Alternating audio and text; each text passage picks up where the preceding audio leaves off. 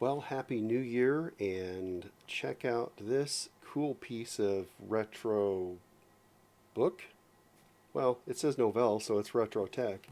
Uh, this book, the Complete Encyclopedia of Networking, was a half price book. Find so useful today. Well, parts of it are. Sent me down a rabbit hole. Um, Tied into my IBM Model 60 that I've been working on. Um, has nothing to do or very little to do with the Toshiba phones that I promise I'm going to get back to. Um, but it brought back some memories. Um, and as someone who teaches tech courses at our local community college, I love sharing my previous experiences. And I've got a handful of students who like this retro stuff. So maybe they'll watch the video. I don't know. They might have enough of me. Um, But it brought back memories of when I was in junior high and high school. We were a network environment. I could swear that at least a machine that looked like that tall beast was our network server. I did a co-op in school for the schools, upgrading window or netware, switching out token ring MAUs for 3Com switches, all that stuff. And after high school, one of my first like sysadmin jobs, while I was trying to figure out what I was going to do with my life, was a NT4 administrator that also had a netware environment. So I eventually went from netware user to netware admin. And as I've played around with netware, it's brought back memories. One of the things I wanted to do is I've got the IBM on my network. It can get an IP address and it can FTP into my NAS, so I can download files that way, which saves me from having to use my USB floppy disk. But I thought, well, let's get something kind of on its time period. So that machine was from 1987. The version of NetWare I'm running is a bit newer than that, but it should still be compatible. They were pretty good about backwards compatibility. And so I've got things set up. What I wanted to do in this video is show you my NetWare 4 server that's running in Proxmox, and then I've got an NT4 workstation that's running in VMware Workstation. And I went down that route because trying to do networking in DOS is a bit difficult, to say the least. And then trying to throw NetWare on top of it makes it even worse. So I figured I'd show you the Proxmox environment and the NT4 environment. I used a couple of websites, the Serial Port Discord channels, and a YouTube channel called Technically Working that has some walkthroughs on it to get my setup going. I'll post links to those down in the description. So without further ado, let's look. And you're greeted with the classic NetWare snake. It's running a bit faster than what I remember on old beige hardware, because it is running in a modern, 10-year-old enterprise server. So this is my Proxmox environment, and let me get myself off the screen here so that we have more screen real estate. So it's running in, I've got it set up basically as in my Proxmox environment, dual socket emulating a Pentium 2. I gave it 128 megabytes of RAM, which seems to be more than enough. And then just gave it a 1 gig IDE drive and a CD drive. So that's how we've got that set up. And again, it seems more than enough. I'll probably go add another drive to it at some point for the user home directories, but let's actually exit out of this. Let's down the server. God, the whole office is shutting down. We just shut the network server down. So again, just running standard MS-DOS version 6. I mounted, it's probably still there. Nope, I dismounted it. But I mounted the NetWare install CD as the D drive, and then I did copy a 5-user license disk to a directory called license, just so that I didn't have to deal with floppy drives and other things like that. So with each version of NetWare you install, they came with a separate license disk up until I think either version 5 or 6, and I'm sure someone in the comments will speak up to that, where they changed the licensing and made it a bit easier, thankfully. So let's bring the server back up. And it starts. And so what I'm running here is version 4.2.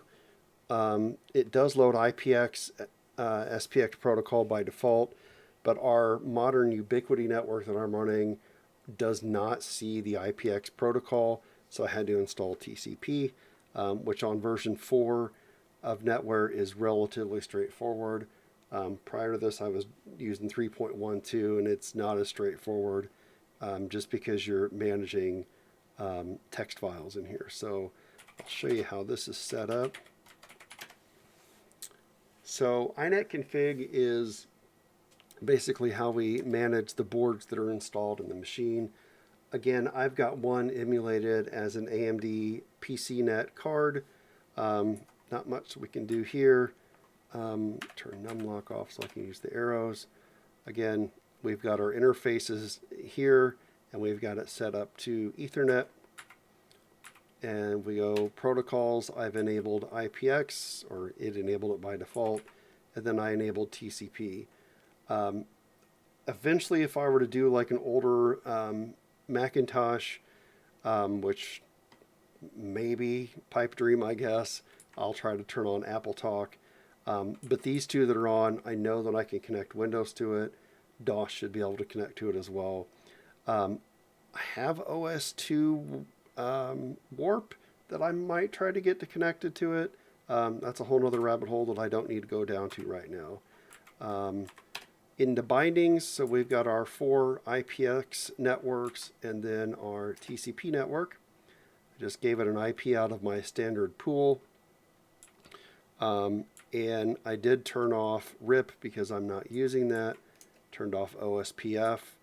And then the only other change I made is I went down into here, set the use of ARP to enabled, left that as the standard address. And then I turned on force proxy ARP, which you can see that it allows the server to actually respond to ARP requests. And then I had to go in and I turned on router discovery, so these were off by default. I just enabled that. And then voila, everything started working. So we've got that set up. Let's go load our monitor. You can see in here that there are basically 2 active sessions, the ones that I'm creating here, and then a not logged in user. We'll load VMware Workstation, and we'll fire up our NT4 workstation. I went with NT4 just because it's period appropriate to the version of NetWare that I'm running. And then I chose, had to download the specific Novell client that would run on this. So this is NT4 running with Service Pack 6, which was needed to get the client to install. At first I installed too new of a client and had to backtrack it to an older one that is intranetware, and because the newer one was blue screening Windows for whatever reason. Again, I'll post a link to the website that I use for all of this for anyone who wants to try to replicate this stuff. So, of course, I don't know why anyone but me would want to do this, but it is what it is. Let's log in as the admin user first, and then put the password in. Here, since we're changing that, I know there's a way to automate that this gets changed. That'll be for a later time. But we're connected, and we can see that now the admin user is logged in. So right now I'm consuming 3 out of my 5 licenses. And Novell licensing is a whole nother scenario here. So let's go look. So here's our tree. I did install Novell directory services, which is available in this version of NetWare. And you know, why am I actually going through here? we can go to our automatically mapped drive and we can look at public. And let's go to WinNT and let's load our NetWare administrator. So this is the network administrator, copyright 91 to 96, and all of its 1990s glory. Let's go pull up that screen again so you can see that I'm running version 4.1.30. This is basically Novell's equivalent of Microsoft's users and computers, right, in Active Directory. So this is how you can manage your Active Directory. So you can see that I've got my administrative user, and then I created myself a user. Novell had some pretty good security. I see a lot in when I'm administering like an Active Directory environment. I see a lot of similarities between it and Novell. To me, Novell was ahead of their game. I think it was just a matter of circumstance. Microsoft, being the behemoth they are, basically won the battle on that one. If you're already going with Windows, why not go to Windows Server? And I totally get it. But NetWare just, again, it floods back a lot of memories, and there's just a lot of cool stuff in here that you can look at. And most of this is done in this environment. Once you get the server installed back in here, you pretty much leave this alone other than just basic monitoring.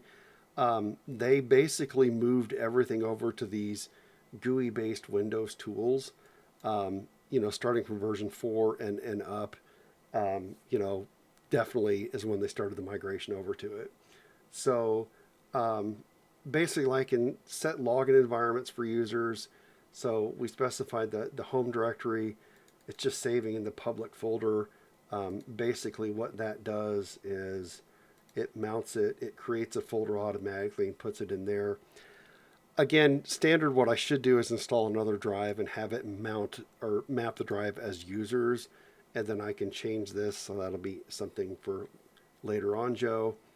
But basically, you can specify default servers that they connect to. So if you're in a multi-network environment, they've got, we've let Joe go.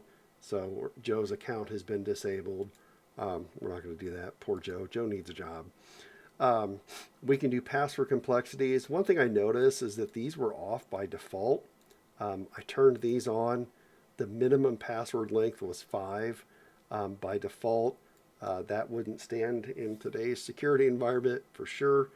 And then we did forced periodic password changes. We can turn that on for ever so many days. Oddly enough, this thing, I don't remember if I installed a Y2K patch. It's on my list. It seems to be okay. It has no idea what time it is, for sure. And well, that's because Windows has no idea what time it is. I don't think the network server does either. I know that I definitely haven't put the DST patches in. But anyway, so we can force login time restrictions. We can force what protocols they can use, and which ones they don't have access to, what print jobs they can run. This is where we specify login scripts, to map additional drives, things like that. Check this out, intruder lockout. So we can turn that on. I don't know why it's grayed out, but we can set that up, give them different rights to different drives and volumes, add them to groups. I don't have any groups configured right now. We can do, let them impersonate or have the same security as another user. Well, we're not going to do that. So I guess that would be giving them the equivalent of domain admin on it. Set up kind of their street address. And so this, I think, will feed into Novell GroupWise, which was their mail client, again, ahead of its time. Maybe I'll go down that rabbit hole. In the comments, if you want to see a GroupWise server installed, leave a comment. Let me know if there's interest in this. I'm more than happy to try to go down more Novell rabbit holes. And, I've got some older compact machines. Maybe we can actually set up some physical NetWare workstations. Anyway, discard all changes. Yeah, I don't want to make any changes. So yeah, I mean this is our Novell server connected directly to our Novell or sorry, our Novell workstation connected to a Novell server. So where am I thinking about going on this? Well, I've got Windows 98. I think I'll do a Novell client on that, and get that one working. I have a Server 2012 and a Windows 2000 workstation in my Proxmox environments. I put them there first instead of VMware just because I didn't have VMware installed. I installed VMware because I was dealing with VirtualBox and some other things with that, and magically this just worked. So, yay for that. But I really have enjoyed working with NetWare again. Um, so yeah, I mean, I'm happy to continue more of these videos. If anyone's interested in this, um, we'll make it happen. Just leave it in the comments. So one other thing before I let you go, another find of mine is a Polycom phone. My wife found this at a local thrift store, and she knows I love retro tech. But check that out.